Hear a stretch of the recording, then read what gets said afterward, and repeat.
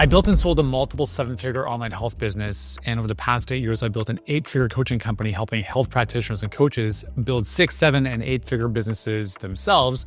And today I'm going to share with you what took me about 20 years to distill to help you over the next couple minutes crush it in business and in life. Specifically, I'm going to share with you 15 lessons that will accelerate the learning curve and hopefully help you avoid a lot of mistakes that I made on the journey. Just in case you don't know who I am, my name is Drew Elkame. I'm the CEO and founder of Healthpreneur. We're the world's leader in helping health practitioners build scalable businesses. And without any further ado, let's dive in. So I'm going to share a couple lessons that are foundational, some business stuff, some mindset shifts. And as you're going through this video, in the comments below, let me know which of these lessons really just jumps out for you the most. So if you see me looking down, I'm just looking at some of my notes here because I can't obviously remember everything off the top of my head. So number one, foundational lessons, let's talk about that as a starting point. Number one is most early mistakes come from complexity in business. So naturally, a business, as it grows, becomes more complex, right? Like any organization, any organism becomes more complex. If you think about an amoeba, it becomes more complex into, a multicellular organism over time. It's the same idea in business. So what we want to be thinking about is how do we reduce complexity so that the natural evolution of business that ultimately creates complexity isn't added to from our own creative ADHD. So my first business, what that looked like was literally hundreds of different funnels, right? We had digital products, courses, physical products, coaching. It was too much. And part of the reason why I sold the business back in 2017 was because I just wanted to get out of it. It was honestly just way too complex. It was a nightmare. And what I realized over time is that simplicity scales and complexity fails. So one of the things that we want to constantly think about as a leader of our business and our lives is, I think, it's not so much about addition, it's about subtraction. A lot of companies die not from starvation, but from bloating and wanted to take on too many things. Like I just came across, someone's website and they do like detox and weight loss and business coaching and Reiki sessions. And I'm like, dude, what do you do? Right? And I can tell based on when someone offers a million different things, they don't do one thing really, really well. And it tells me that their business is probably not where they want it to be. And so if you really want to succeed in business, and honestly, I think in life as well, is do less, but do it better. Second foundational lesson is that confidence comes from repetition, not credentials. So we obviously work with a lot of amazing practitioners, doctors, therapists, coaches, the whole bit, and they spent a lot of time in school. They have letters behind their name. But as I've mentioned before, the letters behind your name do not entitle you to a successful business. They simply allow you to play the game as a starting point. So now you have to go out on a daily basis and earn your keep. No one cares about you. No one knows you exist. No one owes you anything, I should say. So every single day, you have to go out and you have to add value. You have to make people's lives better. And you have to continually learn about how to get better in the craft of building a business. In my business, I could rest on my laurels and say, well, I'm awesome, right? I helped 500,000 people to better health. I was the #2 New York Times bestseller, Wall Street Journal Today bestseller, USA Today bestseller. I've been on Dr. Oz, The Doctors. I could play that game and just sit back and say, well, everyone should fall into my lap now. But unfortunately, that's not how the world works, right? What happened yesterday is irrelevant. I don't live in the past. I use that stuff for a quick credibility play, but none of that entitles me to anything today. So how we get better in terms of our confidence is by showing up and building skills in areas that are important for our business. So as an example, a lot of people tell me, hey, you're so natural on video. I'm like, well, I'm not really natural on video. I've done 1,000 of these, like thousands between this business and my previous business, probably north of 5,000 videos on YouTube specifically, or ads. We obviously spend a lot of money on ads and we help our clients with their ads. And they're like, man, like, how do you crank out so many ads? I'm like, well, I just do it. We create them, right? I don't get fixated on any one ad needing to be the one ad. I just create and I understand the frameworks and I understand how to write and hopefully connect with the right people. And so that confidence comes from repetition. It's very similar to sport. Or anything. Like you didn't know how to walk when you were born, but I'm assuming you know how to walk. How did you do that? How did you learn how to walk? You repeated the steps, you fell over, you got back up, you got some guidance from your parents, they held your hand, you kept repeating over and over again, you learned how to walk. How'd you learn how to speak? Same idea. How'd you learn how to read? Same idea. How'd you learn how to write? Same idea. How'd you learn how to become a practitioner? You went to school, you repeated, you learned about the body, you did your stuff over and over and over again. And here you are. How do you learn to build a great business? It's the same thing. You understand what are the things in your business that you need to be great at, and you repeat over and over again once you understand how to do it properly. And that builds confidence, right? Capabilities build confidence. But if you don't build capabilities, you can't have confidence. So one of the biggest mistakes that I see a lot of practitioners make is they want to outsource everything in their business. So that's fine. Like, you obviously want to work in your genius zone. How I see it often blow up in their face is they outsource their marketing, which is the most important piece of your business, i.e. this is marketing, sharing your message, teaching, educating, that's all marketing. So they outsource all their marketing to an expensive agency that doesn't give a shit about their business. And then things don't work out and they part ways. And then they're back at zero with their pants down because they haven't built the capabilities or the skills of learning how to improve their messaging, improve like how to generate leads, how to generate demand. They haven't learned. So every single time they're always at the mercy of someone else who doesn't care about their business, who doesn't understand their customer or client, and they part ways back at zero, no capabilities, no confidence. And they keep repeating that cycle over and over again. And if you're in that similar situation, the one thing you have to understand is like, if you don't build the capabilities, you will never build the confidence. You can be the best practitioner in the world, but it doesn't matter. Okay. The best practitioner doesn't win, not in today's world. The best known practitioner does. If you do not know how to get visible, if you do not know how to build trust at scale, you will always be the best kept secret. And that sucks. Lesson number 3 is longevity matters more than intensity. So I've been in business now online for 21 years. I think that matters because you don't last in business for 21 years if you don't know how to do things. So two things. One, it's very hard to last in business if you have a bad reputation, right? I know, like, I'm not perfect by all means, right? Like, I really, really, really care about everything that I create. And this starts back in my earliest business when I was creating follow long running workouts or follow long workouts where I was on your headphones guiding you through your workouts. It was an art for me, and I really cared about creating something special. Same now with business coaching, right? Our programs and our coaching are phenomenal. Are they the best? Well, that's subjective. Are they finished at getting better? Never. We're constantly, even this morning, before this video, every single day, our team is looking at how do we make this better? How do we trim this? How do we make this a little bit easier for our clients? We're constantly making things better. And because of that, those are the little inputs that allow us to do well in business because ultimately we help our clients win. If our clients win, then that's ultimately why we exist. If we can't help our clients, then we shouldn't exist as a business. So that reputation is very important. And obviously I go to bed at night and I feel very good about the work I do in the world. Does everyone agree with me? No, I don't care. But I know that I'm coming from a good place and I'm helping a lot of people. And I know the team that we built is phenomenal and the clients that we work with are like phenomenal humans.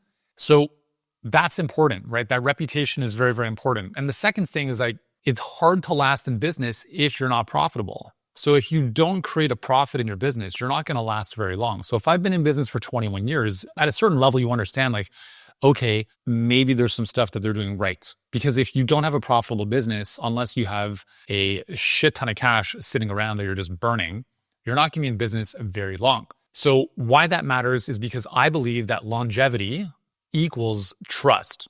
Because longevity is one of the things that helps you build a brand. A brand is probably the most important asset you can build in a world that is highly skeptical and is looking for certainty and safety, which is the human brain.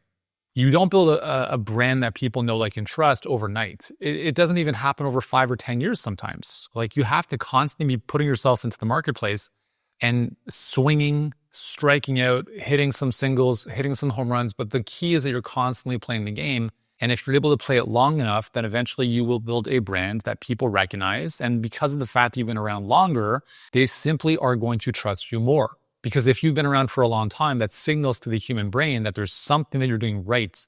And longevity usually leads to certainty and safety, right? They've been around for a long time. They'll probably be around for a long time as well. So longevity matters more than intensity because, you know, it's not about cranking out 500 million things today. It's about how can you stay consistent with simple things on a daily basis that compound over time.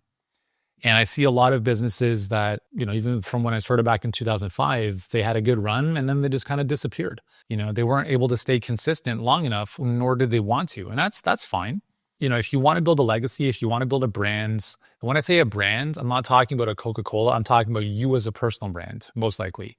If you want to be the leader in your fields, if you want to be speaking on stages, if you want to be on podcasts, if you want to write books, that's not going to happen by having a good idea. If you don't have the following, if no one knows you, you're not getting a book published anywhere other than self-publishing yourself and then dealing with that whole thing. So playing the game and being in the game as long as humanly possible is the game. Okay, so longevity is what we're all after.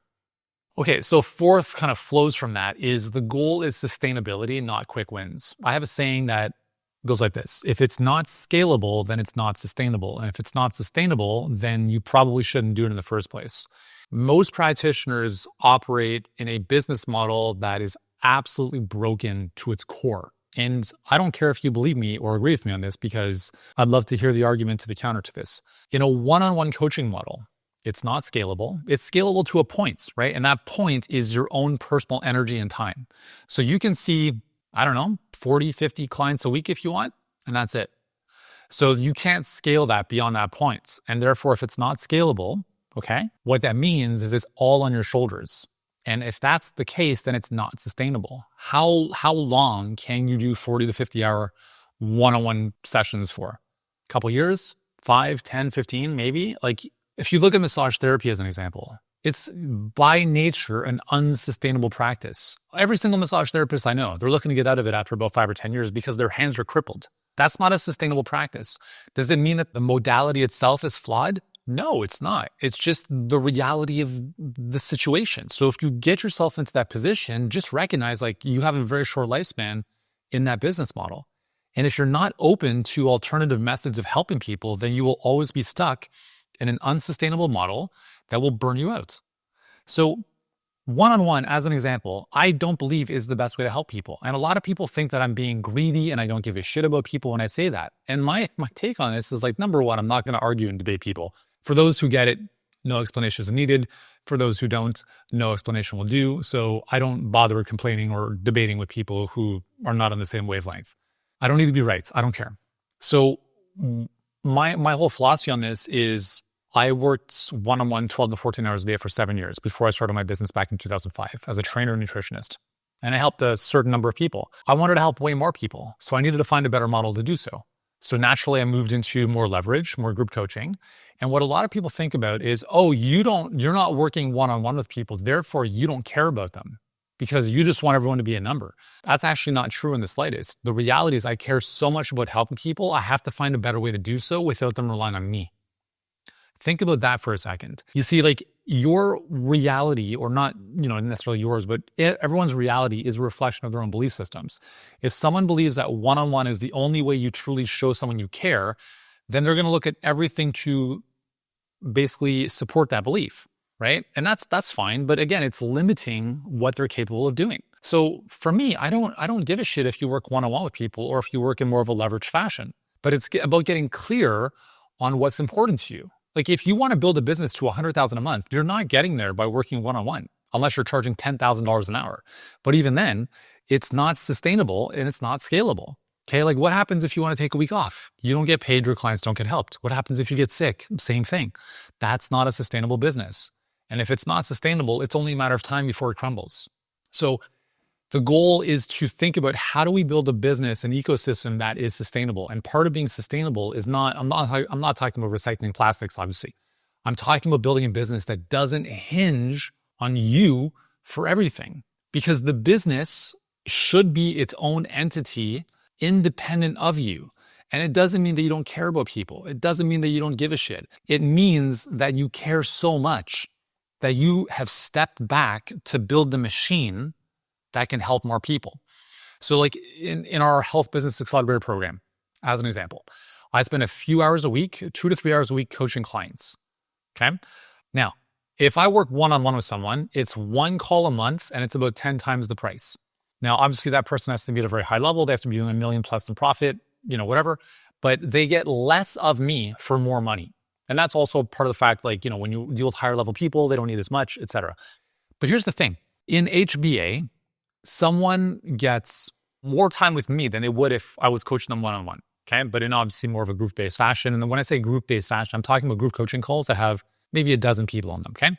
In addition to that, I years ago stepped back and said, okay, if I start this business, I was, employee number one. I did all the coaching myself. I did all the sales calls. Cool. And then we started to build a team and infrastructure around me so I didn't have to do all that. Not because I didn't care, but because I knew I couldn't sustain that. And if I couldn't sustain it, then fundamentally, I would have shut the business down and not helped enough people.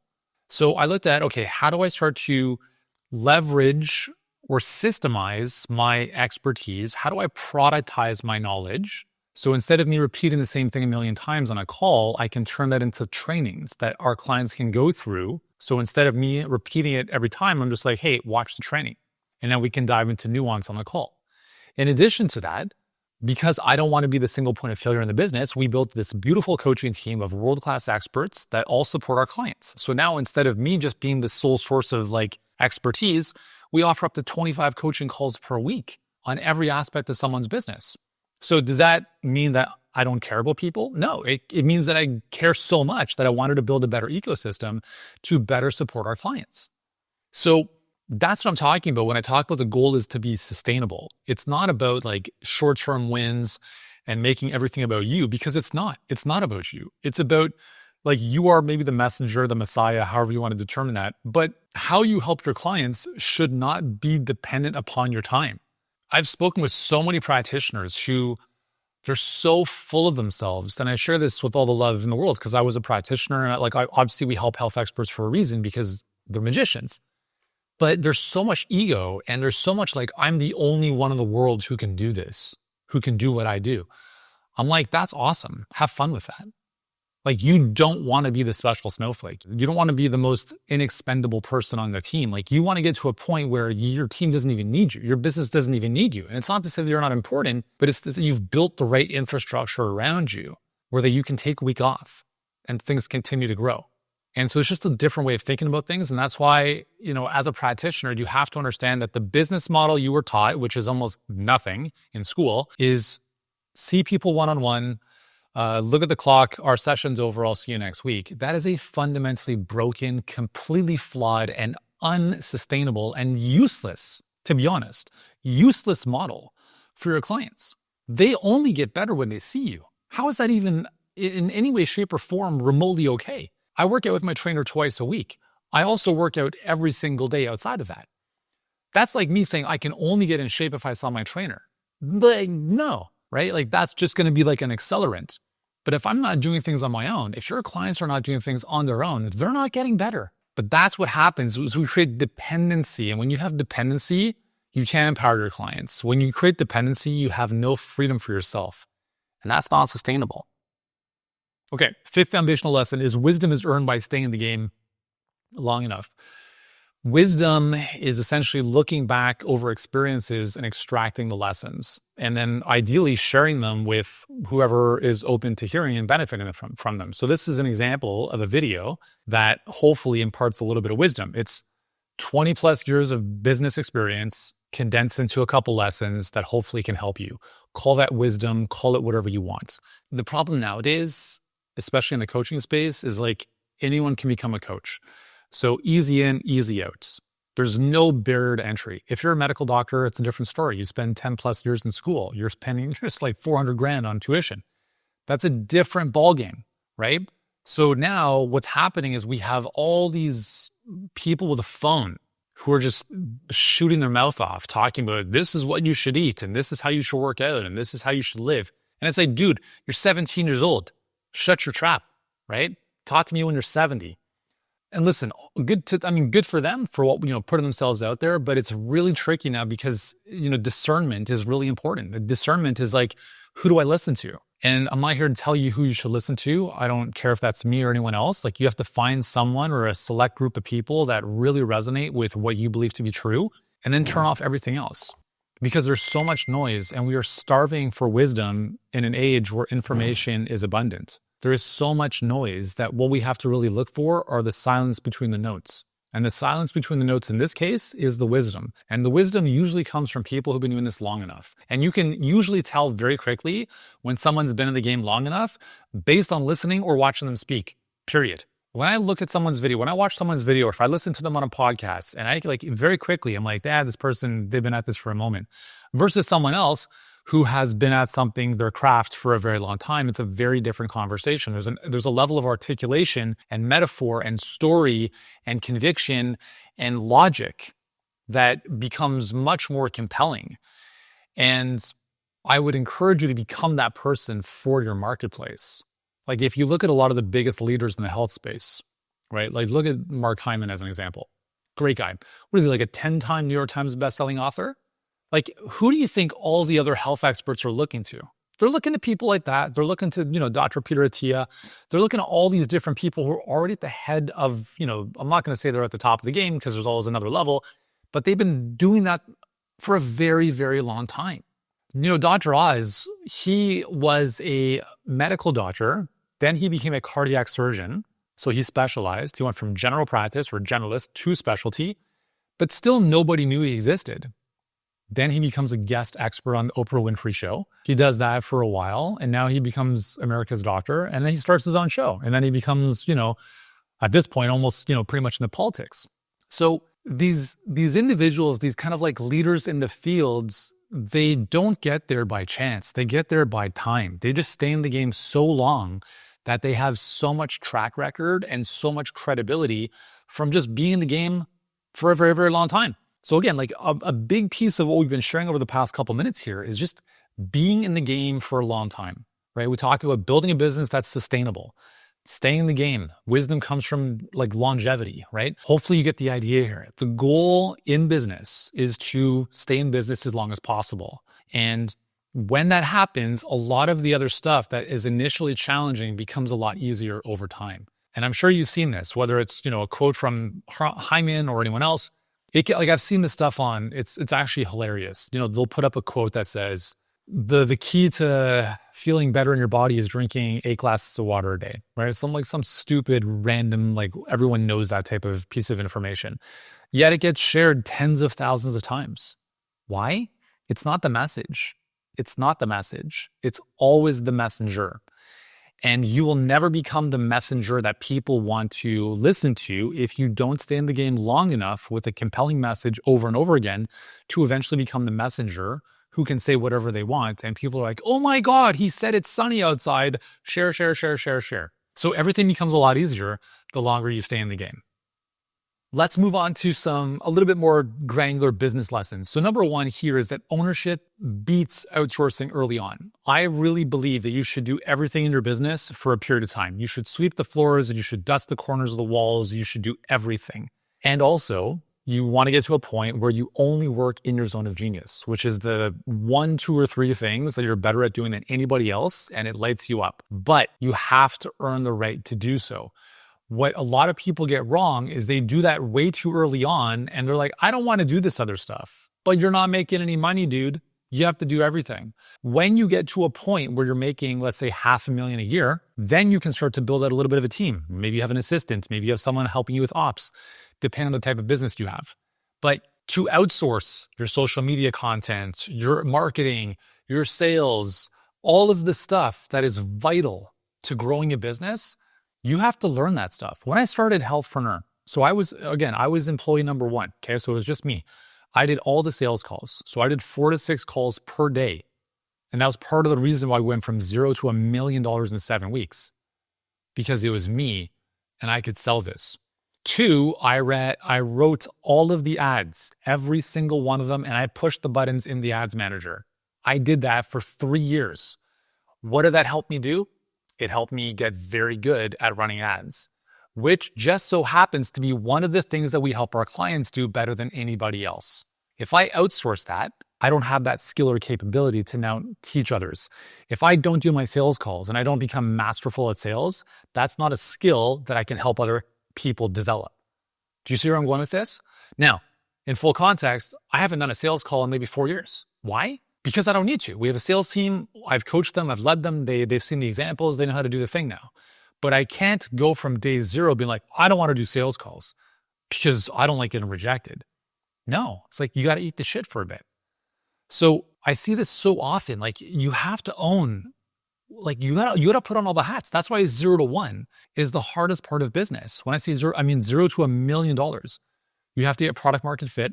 You have to get your message dialed in. You got to deliver. You got to sell, you got to market, you have to do everything. There's no helicopter coming to take you to the summit of the mountain. You have to climb the mountain.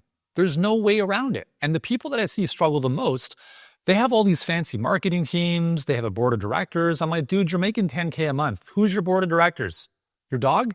No, it's you and you. Like, just keep it simple. Okay. So own everything in the business. Learn how to do everything well so that when you hire people, you know what good looks like and you know what shit looks like. Because if you don't know the nuance, then you're not going to know how to lead other people. If I'm working with someone in our marketing tech side, right? So like, let's say funnel builds, integrations, and so forth. I'm like, hey man, I need you to do this thing. It's going to take you 2 hours at the most. How do I know that? Because I've done that before. Okay. It's not going to take a week. I know that for this specific thing, based on having done some of this, it'll take 2 hours, period. You have to understand this stuff. I see this a lot with like some of our clients. Obviously, we help them run their own ads. It takes about a couple minutes a day. Eventually, some of them want to outsource it to an ad agency, which is an absolute disaster every single time, like to no avail every single time. And I've spent more than $550,000 on ad agency retainers. Okay, so I'm speaking from experience here as well. We show them the frameworks on how to write good copy that connects and compels and converts. And then they hand over their ads to some ad agency. And when I say an ad agency, they're paying $500 a month. And I'm like, who on earth is running an ad agency charging $500 a month that's worth their weight in gold? No one. If you're working with a good ad agency, we're talking 10, 15, 30K a month. If you're like going on the cheap, here's what happens. Then I look at their ad copy. They're like, yeah, my stuff isn't working. I'm like, can we have a look at your ads? And then I look at their ads and their ads are absolute complete shit, right? I'm like, what are you selling here? A hair product? Like it's 2 sentences and a click. What's going on here? Oh yeah, like they said that like shorter ad copy is better. Really?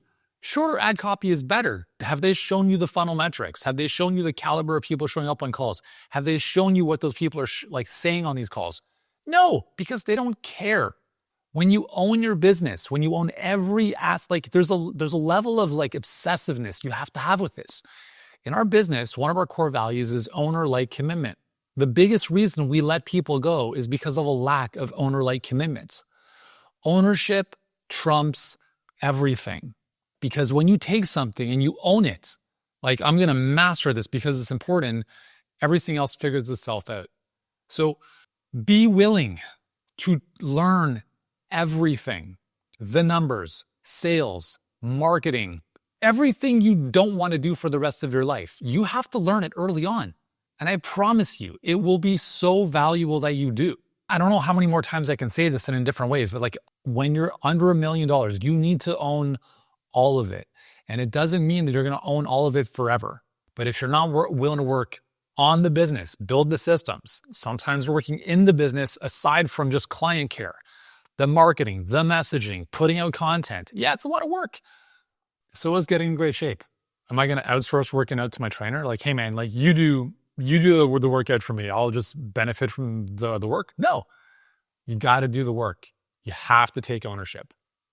Okay, number 7 here is speed matters more than perfection. So another one of our core values, we have 3 core values at Healthpreneur. One of them is owner-like commitment. The second one is speed is king. So for us, speed matters, but never at the expense of quality. Speed, what's interesting about speed is, and I was sharing this with our clients a little while ago, in all of my years of business, and previous to that, I played professional soccer. When I look at what really separates successful people from everyone else, it's speed. So I was talking with my son who's 15, and I was asking him, he was in a tournament recently for soccer, and he was playing against teams that were way better than him. And I said, what did you notice on the field as they were dancing circles around you guys? And he said, honestly, they were just faster. Speed. Not just physically faster, but they made decisions faster. When you look at, I'll just use soccer as an example, the difference between divisions, right? 3rd division, 2nd division, 1st division, etc. The difference in those divisions is speed. Speed of play, speed of decision-making. Period. Listen, I played at that level. I know what it takes. I see it, right? In business, the people who struggle the most take the longest to make decisions. I want to think about it. I'm going to go sit on top of a fucking mountain and pray on this. You're already done. You've already lost. So here's the thing. is this comes down to longevity and wisdom. Is the longer you've been in business, the faster you can make decisions because you've seen patterns over and over again and you trust yourself. I make decisions. I'm like the easiest sell in the world. Like if I'm on a sales call, if it's garbage, I'm like, no, this doesn't make sense for me. But if it is, I know it. I'm like, cool, man, how do we get started? I literally am asking for the sale. I'm like, hey man, like, so what do we do? How do we get this started? I'm not even being sold to. I'm just like, hey man, like, what do we do next? And that's because I know. That's because I see the value in unlocking one little thing that can change everything versus other people are like, oh my God, this has to be the one thing that like solves everything in my life. And if it doesn't, then it's a scam. And then they think about it forever. And most people who fail and struggle in life, their internal dialogue is, well, what if it doesn't work out? It says everyone who struggles in life. And the winners in life simply say, I'm going to make this work, period. And because of that, they don't need a week to think about things. They listen to their gut, which says, this makes sense. Even if I'm uncertain about what the outcome is going to be, I will make it work because I'm a winner, period. And I know that everything is going to work out fine. How do I know? Because I'm here, which means that everything is already worked out fine. Because if it didn't, I wouldn't be here. So speed is very, very, very important. I was talking with someone in the DMs recently, and she's like, I'm looking to scale my business. I'm like, cool, how's the business doing? And she's like, well, like I'm just getting started. So I'm like, you're not scaling anything. Like, what are you doing? Yeah, like I'm looking to get a business loan. Then I'm going to take the next couple months to build out my coaching curriculum. And I'm like, why does it take you 4 months? You could get your curriculum built in 4 days and you don't need a business loan. Do you have a credit card? Put in your credit card. Like speed. Guys, you will become irrelevant the longer you take. Someone's going somewhere else. If you take forever to get back to someone, if you take forever to build your coaching program, and that keeps you hiding behind safety instead of putting yourself out there. If you take forever to make that decision, just make the decision and then make it right. That's what successful people do. Hey, we'll get back to the video in just a moment, but if you're enjoying this content, hit that subscribe button below. It will help me sleep a lot better at night. But more importantly for you, it'll help you build your dream a lot faster. So go ahead, subscribe, and we'll get back to the show. Okay, next one is your first offer will usually suck, and that's okay. So again, don't get too hung up on being perfect. We're looking for progress over perfection. We're looking for forward movement. That's like momentum is everything in business.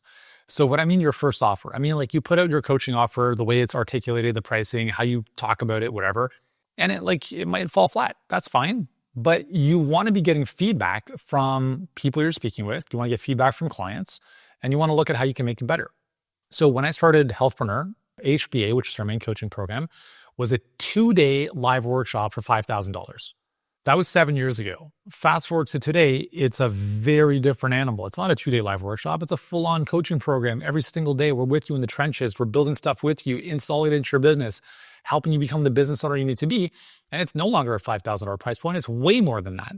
But it's still the least expensive thing you can invest in because the return our clients see is more than 342%.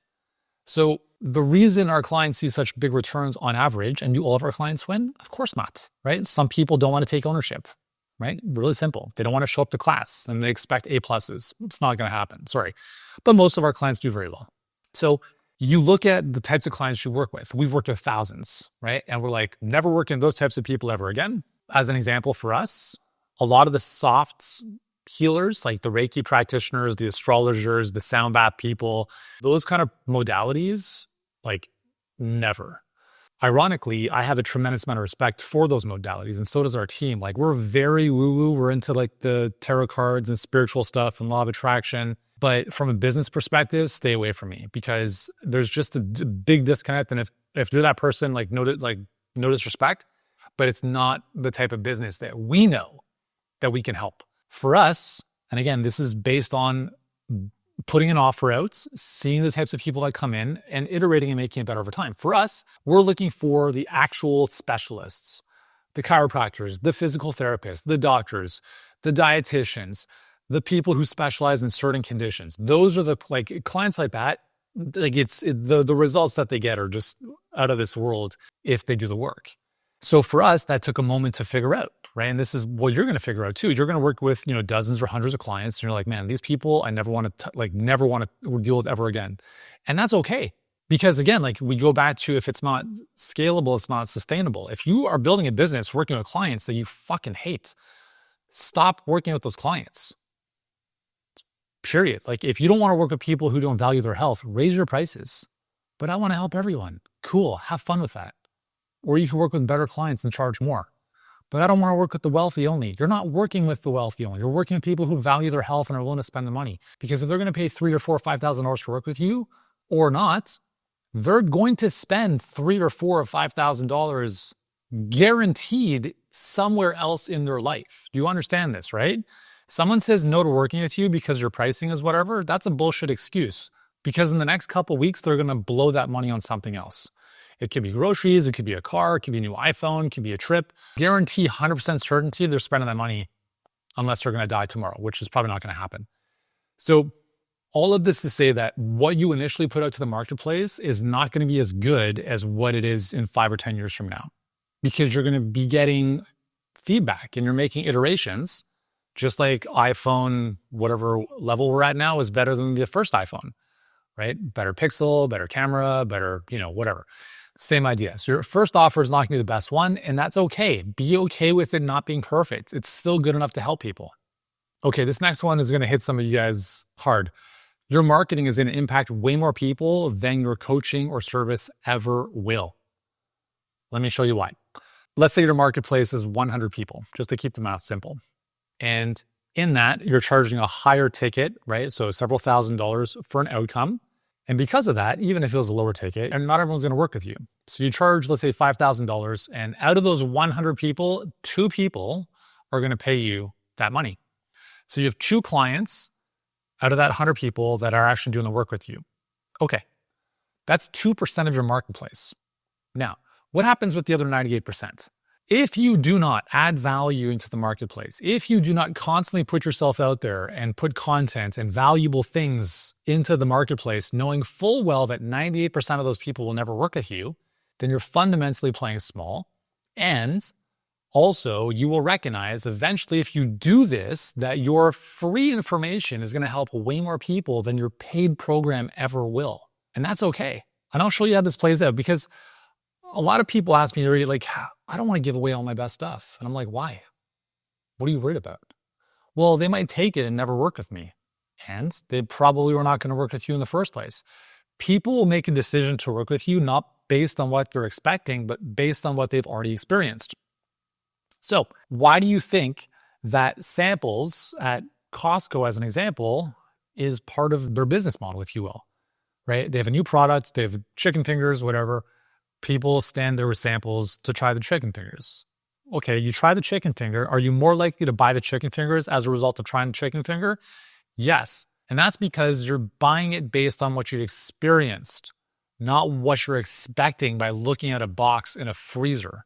So I'm not a huge fan of ridiculous guarantees and free trials. I think it only pulls in tire-kicking, time-wasting people who aren't serious about solving their situation. So instead, we just put this is what I'd suggest for anyone who's interested in this as well, is you have an offer that only works with people at the highest possible level, right? You solve the solution, you solve the problem completely. It's not like a little Band-Aid for $100. It's like $5,000, we help you with this outcome, period. But I can't afford that. Great, enjoy all of my content for free. And then one of 2 things will happen. They'll do that, and they'll dip their toe in the water and watch a few things, and they'll get on with their life and nothing will change. Some people will actually do that and consume voraciously your content, and they will get results, and then they will come back to you and they're like, cool, I'm ready now. This has actually happened. I at this point now, I don't even know. Our YouTube channel, so this channel, I started 3 years ago. We took it more seriously about 2.5 years ago. And I told our team, I don't give a shit about the metrics. I don't care about watch time. I don't care about any of the data. I don't care. All I want to do is I want to make sure that we put out valuable content that is useful for our perfect clients, because I know eventually, once they've consumed enough of this stuff, they will see that we're the only, not one solution, the only solution to help them grow their health practice or their health business online. And the number of times this has happened now is just unbelievable. And it's not surprising though, because this is how I built my first business, largely on content. I produced thousands of videos on YouTube, and then people are like just voraciously consuming it. So then they buy our workouts, they buy our books, they buy our courses, right? It's great. So if I look at YouTube as an example of marketing, it's helping way more people than any of our coaching programs do.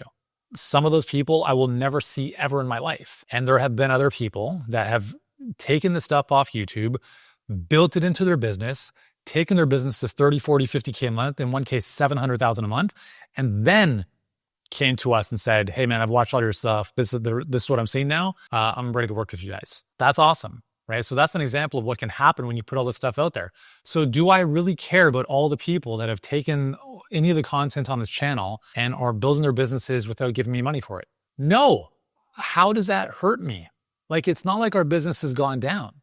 It's going up. So if I'm adding more value, if you're adding more value to the marketplace, it's only going to, I don't want to get too metaphysical here, but like the more you give, the more you come from a place of abundance. Okay. And when the universe understands that you are already full, that you are abundant, that that's your vibe, it starts to give you more of that back. It's a boomerang. But if you're trying to protect everything because you're so special and everyone's going to rip off your intellectual property, which is not even yours to begin with, it's probably coming out of a textbook from whenever in the past, you're living in a world of scarcity. And the more you live there, the less you're going to have. So give freely, because the more you give, the more you will receive, not necessarily directly from that individual you gave it to, but just who knows how to explain it, right? Just through the vibrational consciousness, the soup of all the good stuff that you're putting out there, it will come back to you. So don't be afraid to put all your stuff out there. And like, again, like why I love advertising as an aside from content is the very fact that people see my ads is the game, right? Like visibility equals trust. I would rather people be like, why is this Baldy on my feed all the time than me never being on their feed? I don't care if someone leaves a negative comment. You think it bothers me? I'm like, dude, you like, please continue living in your whatever life you're living in your parents' basements. Or I just delete the comments. That's essentially, if you ever get negativity, just delete it. It's not even worth your time. So I want my stuff to be in people's face all the time. All the time. Good, bad, or indifferent. I don't care, because it will in some way, shape, or form plant a seed into someone's mind where it's like, man, like maybe I don't need this stuff, but like, you know what? My friend who's a physical therapist should probably, like, you should talk to this like health burner guy. Like he's always on my friggin' feed. I don't know. Like that's kind of how this all goes. Right? So your marketing is going to be more valuable than anything you're doing in your paid program. And the more of it you do, which is why you as the owner, founder-led messaging, founder-led marketing is the most important thing to do with your time. I promise you, it's not going to be spending all your time with your clients on the inside, which kind of sounds backwards. But we've talked about this. If you build the right ecosystem on the inside, you can actually spend more time putting the message out there. And this is a philosophical decision for you to make, right? If you want to work 60 hours a week with clients, that's cool. I would rather work less hours on the inside, more on the outside, bring more people in and spread the message. But big caveat, it doesn't mean I'm providing less care and support for our clients for paying us money. It means that we have built an ecosystem, an infrastructure that gives them better results than I could one-on-one, which is giving me my time back. So now I can spread my message to more people out there. Okay, number 10, systems create freedom, hustle creates prison. A business, in my definition, is a collection of systems that produce a profit for the owner, independent of the owner's presence. Okay, now I'll add a caveat to that: in the service of other people, not at their expense. So if you own a McDonald's, you probably don't flip the burgers or make the fries. You just collect the checks. Same in this business, coaching business, health business, practice, whatever. If your revenue depends on you showing up, you haven't built the systems yet. And yes, obviously there's going to be a portion of your time that you spend with patients and clients. Of course, like that's why we started doing this. But systems allow you to breathe. They allow you to take a vacation and things don't fall apart. Like right now, as I'm shooting this video, we have hundreds of ads that are currently running and circulating on Meta and Instagram. And from those ads, people click on a link. And from that link, they go to an opt-in page. And on that opt-in page, they put in their name and email. And on the next page, they watch a webinar or a short video. of me talking about how, what they're currently experiencing, how they want to grow their business, how our approach is different. And right now, as I'm shooting this video, people are watching that and they're booking calls with our team. On the back end of booking a call, they're taken to another page that prepares them for that call, that shows them case studies, answers questions, helps them prepare themselves to take this conversation seriously. And then they have that conversation, not with me, with one of our growth specialists. And on that call, that growth specialist will ask them some questions to figure out what's going on. If it's a fit, talk about how we can potentially help them, and then introduce them into our HBA program. Once they've paid, they're then introduced to one of our client success managers or client success coaches. That client success coach onboards them into our program. They have a checklist they follow step by step. So the client comes in and they know exactly what to do every step of the way. They then meet with the copywriter one-on-one, where that copywriter on our team, who's a magician, starts to take their magic out of how they do what they do and start to position it and package it into marketing assets like a webinar, perfect client pipeline, which is essentially what we help our clients build, and start building out all those assets. This whole process, I'm not involved in, but I built the system. So do you see the difference here of why I'm able to shoot videos like this? Instead of me being in the ads manager, doing all the calls, onboarding client, But here's the thing you have to remember. I initially did all of it. I onboarded the clients. I built out the onboarding stuff, built out the videos inside of our checklist, inside of our portal. All that stuff I did. So I had to build the machine, and now the machine builds the business. So systems create freedom. System, if you think of this as an acronym, saves you serious time, energy, and money. If you don't work on the business, you'll be forced to work in the business forever. Okay, let's finish up with 5 brutal mindset shifts. I shouldn't say brutal. Let's call them hard-earned. So number 1 is honesty beats being nice. I can be pretty direct, right? But I think I would much rather be direct with someone than be a people pleaser. This is one of the things that drives me crazy about people's lack of courage or their lack of, and again, like to no fault of their own, like we all have our shit, right? Like I don't like confrontation. I'm more of an avoidant person than dealing with stuff. That's just my nature. So I've had to force myself to get better at this. How that shows up in a sales call is let's just talk about what's going on. Like, hey man, I want to think about this. Cool. Let's set up a follow-up. That follow-up never happens because the truth didn't come to the surface. The person's like, hey, I want to think about it. So here's an example of brutal honesty instead of being nice. You know that this person they're not really telling you the truth. So I'm going to say, hey man, listen, I totally appreciate you want to think about it. I've been at this for a very long time. Let's just, call it what it is. We get off this call. We're never working together. I've just seen this play out 1,000 times. Why? Because you go back to how things were. That little voice in your head that says, well, what if this doesn't work? There's a lot of money, blah, blah, blah. How do I know? It starts to gets into your mind, and then your spouse starts to chime in, and your mind wants to keep you safe and protected at all times. You're just up against so many factors that are going to help you lose and stay where you are. So let's just call it what it is. We're not working together after we get off this call, unless I've totally missed something. So what's your main concern? So that's an example of just being brutally fucking honest. Not a dick, but honest. Do you see the difference? If you're talking to someone and they're not a fit to work with you, don't drag the conversation on. Be like, hey, listen, I appreciate, we're 15 minutes into a call. Hey, I just want all I'm ever trying to do here is be helpful and honest. I don't think I'll be helpful by being overly nice. I just want to be honest with you. Based on our conversation so far, I don't think us working together is going to make the most sense for you. So because of that, I don't think it makes sense to keep this conversation going. Was that fair? But in the meantime, we'll just send over some YouTube videos that'll help you out. Cool? Done. You don't need, there's no requirement for you to please other people. Just be honest with them at the start of a call. Like, hey, my intention today is really simple. I'm going to ask you a few questions to work out, where you're at, where you want to go. What are some of the challenges in your way?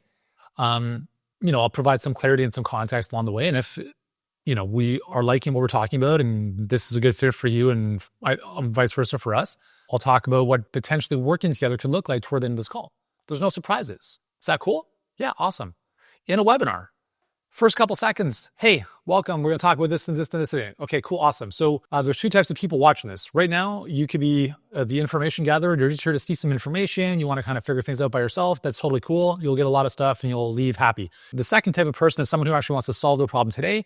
If that's you, I'm going to give you the opportunity to take the next step toward the center of this webinar where you can book a call for a team if you qualify based on what we discussed over the next couple minutes. With that said, let's dive in. You just tell people up front. Okay, people don't like beating around the bush. They don't like being like, everyone knows like what's the agenda. Just tell them what the agenda is. And all of our events, when we did Healthpreneur Live, which is our big 3-day event that we don't really do anymore, the first opening address I had in the first 5 minutes, welcome guys, thanks for being here. Like it was like 75% clients, 25% non-clients. I said, how many of you guys are not clients? Show of hands. 50 people raise their hand. I'm like, great, awesome. So here's my intention over the next couple of days. By Sunday, you guys will all be working with us. And I'm going to share that with you because I want to be very honest and I want to lay down my agenda for you. I'm going to blow you away over the next couple of days. I also know that if you leave this event not working with us, you're doing yourself a massive disservice. So take all the time you need over the next couple of days to talk with the hundreds of other clients we're currently working with to help you ensure that this is the right decision for you. If you're the type of person who wants to scale your business, you want to stop playing small, you are in the right place. Let's have some fun. So in the first couple minutes of a 3-day event, I'm telling people that the agenda for them is to enroll with us. Does that seem pushy? No, it's being honest. Because what I don't do is I don't go to the bathroom and try to sell someone over the urinal. I set the agenda and then we just have a great 3 days. We hang out at lunch, have dinner together. I don't say like, hey man, so you're gonna be working with us? No, they will see the value in the process now that I've planted the seed and set the agenda. So being honest is very important. This also goes into like how you work with team members. When you know someone's not a good fit, just tell them, let them go. Like there's so many different rabbit holes this can go down, but just be honest, okay? Don't try to be liked by everyone. Okay, number 12, we have a few more to go here. So again, if you're liking this, let me know which of these has really stood out for you in the comments below. And if you like this kind of stuff, remember to hit the subscribe button. I've got hundreds of other videos to help you build a successful health business. So results are really their only differentiator to a certain extent. Like they're the only currency that people care about. So nobody cares about your story, your struggle, your certifications. They care about what you can do for them. Everyone's only interested in like, what's in it for me? So you always have to think about, let me make this all about them. How do I understand what they're going through? And then map what I do to what they want. Yes, your story is helpful, but most people don't care. They care to the level that they can identify that you understand with them, right? Oh my God, like when we ask people like what resonated with you, like why are you booking a call with us? They're like, oh, I like the fact that you work with health experts. What does that have to do with anything? Well, because you kind of know like our space. Cool. What it means is they feel that we understand them, which we do because we've been doing this longer than anyone else and we only work with health experts. But very seldomly do I hear like, well, like your $1 million coaching model and the perfect client pipeline and the 3C curriculum builder, all that stuff really made sense for me.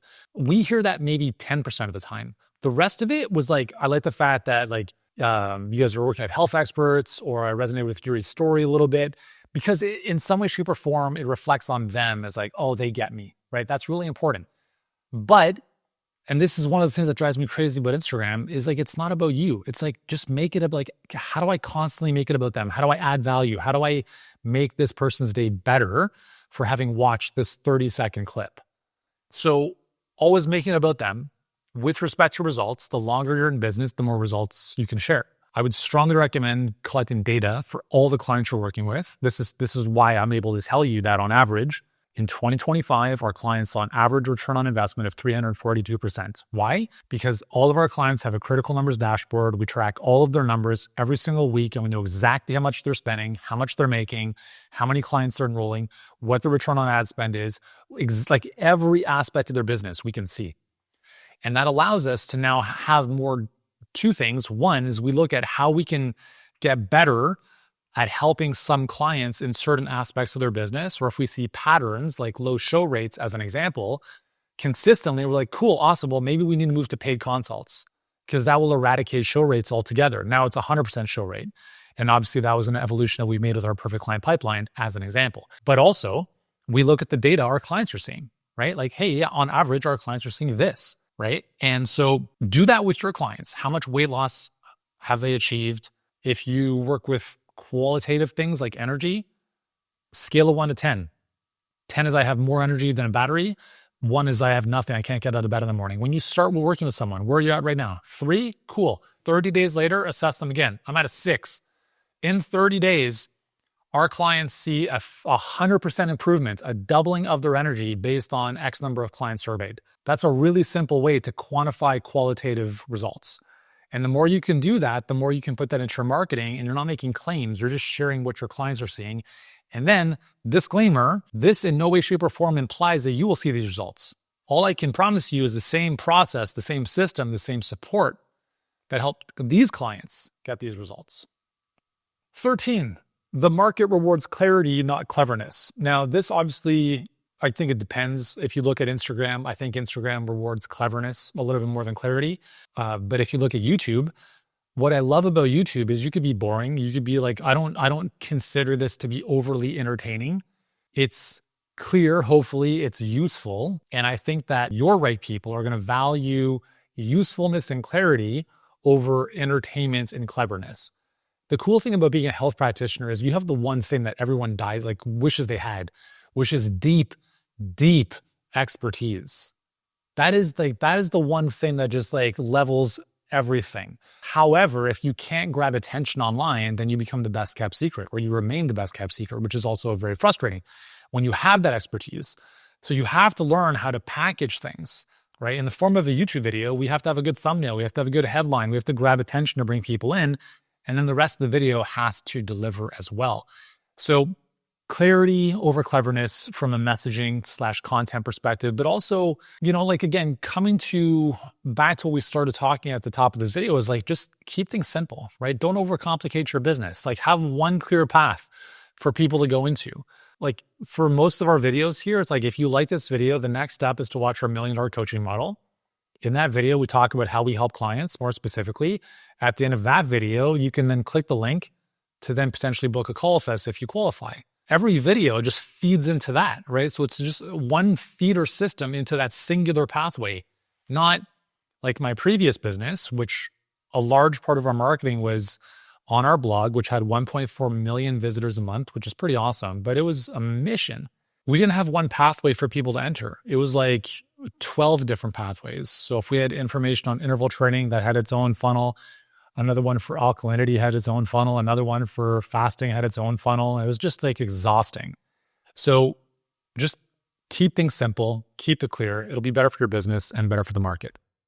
Okay, the second last one is a big one. Your price is a reflection of your belief system. So if you are not sold on your price or your program, no one else is going to be. There's no, I don't know if you're aware of this, there's no governing body or pricing police. No one's going to come to you and say, hold on, gun to your head, lower the price. No one says that. And so why would you not charge more? Just think about that. Why would you not charge more for what you do? Let's talk about that. Because you don't believe it's worth it, you don't believe people will pay for it, and you don't believe that it's ethical. Those are the 3 reasons. That's it. So those are belief systems that you have. Those are beliefs that you have. We have a client who is having a tough time wrapping her head around charging $600 for helping people get sober. Meanwhile, we have another client, and this is more of an early stage client. We have another client in our mastery program who charges $6,000 for the same outcome. And what's interesting is the story that this one has. I just want to help everyone. I don't want to make it inaccessible, whatever. This person over here is I don't fucking care. They're spending more than this on alcohol already. So if they don't see the value in this, I'm never working with them. Is one right or wrong? No. If you've ever stayed at the Four Seasons Hotel, it's a very different experience than if you stay at Motel 6. Is there a governing body that says, hold on, Four Seasons, you cannot stay here? No. I mean, if you rent my house in Mexico, it's $4,000 a night. But it's also a 6-star experience. And there are other places in Mexico that you can rent a shack on the beach for $50 a night. But it's what you want to create, right? So for your business, it's just thinking about what type of business do you want to build? What type of experience do you want after a clients? And then obviously doing the work. I see this show up in someone's calls, sales calls, where, they'll drop the price, it's $5,000 and the prospect says nothing. And then the practitioner or coach says, listen, I know it's a lot of money, but hold on, whoa. I was like, whoa. Did they say it's a lot of money or did you just drop that? Like there's these like Freudian slips. I'm like, don't ever say it's a lot of money because I promise you they're living in a house that is 100 times more expensive than the solution you're providing for them. Why isn't their house a lot of money? Why isn't the car they're driving a lot of money? Why is a $5,000 coaching program that's going to solve this issue they've been dealing with for 10 years a lot of money? It's not. It's not a lot of money. So if you don't believe in your value, no one else is going to. And what happens here is then you start complicating your business by saying, well, they're like, not everyone has the money to invest. So I'm thinking of having like a lower priced offer so I can help more people. Yeah, you can do that. Sure. And then you're going to complicate your business again. Or you can just build your conviction and get better at conversations to show people that like, listen, you're going to tell me that you don't have $5,000 that you can find somewhere. Can you take out a second mortgage on your house, a line of credit, a credit card? Can you borrow from friends or family? Like, again, it seems extreme, but if you're helping someone save their life from a debilitating condition, what's the problem with that? Like, yeah, you don't want someone to spend their last dime with you, but everyone's going to spend the money somewhere else. I promise you. That's a guarantee. They get off the call and over the next 12 months, they spend that money, promise you, on something else. So you either buy their story or they buy your solution, period. And the longer it takes you to stand in your power and command the pricing you know you deserve, the longer it's going to take you to achieve the outcomes that you want, which includes helping people, working with the right type of clients, and making a lot more money. And there's nothing wrong with making a lot of fucking money in the service of other people. And if you have an issue, like there's so many people in our space that have an issue with making money. I want you to be so wealthy because what you're doing is helping people transform their life. Why should you not get paid for that? Why should you have a cap of how much money you can make? I went from being a dead broke personal trainer. I spent 3 years on poverty line income. The amount of money I could fit into this cup. And I lived in a tiny 800 square foot apartments. And that was how it started. And then, to where I am now, it's a very different story. I became a decamillionaire by 41, built a 20,000 square foot Tony Stark-like villa on the cliff on the Pacific Ocean in Mexico. That's all that is that's inner work. That's what you believe is possible for you. And no one, and like just in my story here, I don't have any qualms about what I've been able to do because I know that what I'm doing is transforming millions of people's lives. So I go to bed at night and I sleep very well because I know that I'm doing good work in this world. And yeah, I'm going to make a shit ton of money in the process. And I have no problem with that because I know the value of what I'm creating and helping people create in their lives. So I encourage you to kind of do some of that work as well. Okay, final lesson here. Success is built in the unsexy middle. So in my first business online, I would launch something and then move on. So like every month was something new. We'd launch something, we'd move on, we'd launch something, we'd move on, we'd launch something, we'd move on. And what was happening was a lot of those offers and products were mediocre. Not the product itself, but the performance or the conversions of it. And instead of really doing the work to improve those specific little things, the unsexy middle, I just moved on to what was cool and new. And that was fundamentally why the business became a Medusa of complexity. Whereas nowadays we have one core offer, a new one obviously coming out very shortly, but it's very, very like we only optimize the one thing. That's it. We look at where's the constraints in the business. So if let's say it's quality of calls, okay, cool. What do we have to do to improve quality of calls? And we only focus on that until that's fixed. And then it's like, cool, now quality of calls is dialed in. All right, so how do we increase the volume? All right, so where's the constraint that's preventing us from increasing the volume? All right, it's calendar availability. All right, let's talk with one of the sales reps. Can you open up more calendar availability? No? Do we have to hire another sales rep? Okay, cool. So we start that process. So it's always about like, there's so much opportunity in the one thing if you just spend the time to friggin' get it dialed in. As I've said before, I look at a lot of people's businesses and I'm like, right away, I know how much they're struggling. As soon as you have a plural behind programs, it's over. If you're not doing $10+ million already and you have more than one offer, you're struggling, right? And like, just be willing to kill the babies, right? If you've got 4 kids, throw 3 of them in the water. I say that loosely, I've got 4 kids. I would never get rid of any of them. But Like, look at your products, look at your services, and look at the 80-20. 20% of them are producing 80% of the results, right? 20% of them have 80% of the clients, 80% of the revenue, 80% of the profit. You focus on those, and the others, you delete them, kill them. It's a waste of time otherwise. So anyways, I hope these lessons have found some value for you. If you've enjoyed them, let me know which one resonates with you most in the comments below. And as I mentioned before, if you are a health expert who's wanting to grow your business online, check out our $1 Million Coaching Model. That's the next video right here. And I'll walk you through exactly how we help our clients build high 6- and 7-figure coaching businesses without the guesswork or the grind. I'll see you there. And if you like our help, you can take the next step after that video.